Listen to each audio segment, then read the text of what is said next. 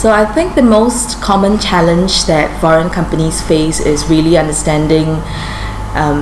who to speak to and how to speak to them when it comes to Asia in a very fast-moving society.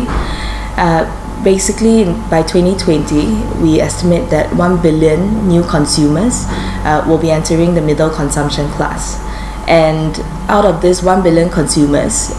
each of them will have USD $10 to $100 extra to spend every day, and 60% of this will be spent on needs such as travel, food, and 40% will be spent on wants, things that are in excess and not integral to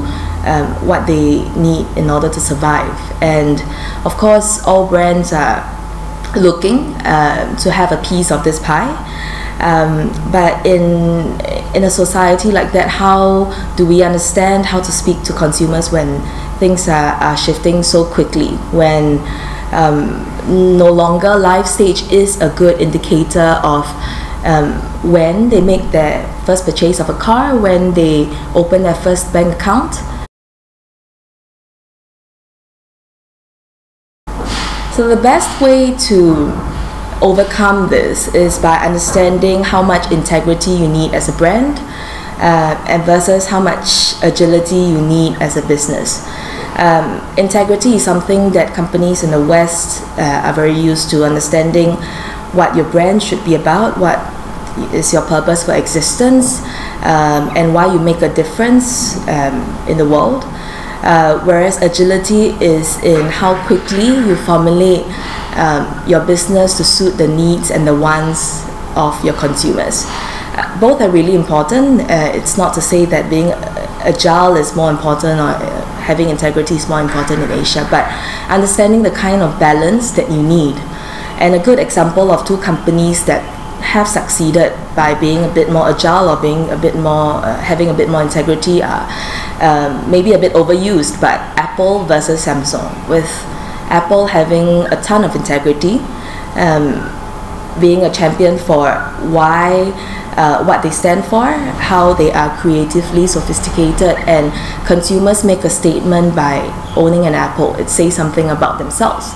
Whereas Samsung has succeeded by being much more agile with their offerings, answering the needs of consumers in a very, very quick way. So one of the things that Scandinavian companies need to adapt when being in Southeast Asia is understanding how flexible and agile they need to be in their offerings towards their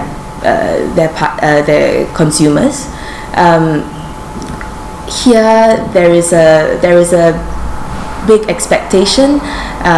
in not just fulfilling what you have as a company, but also fulfilling what the customer wants. So when it comes to sales and business development, it's really integral from the get-go to be listening, and then to be providing your solution not in a cookie cutter way, but in a way that really helps them to understand what's in it for them, what's the real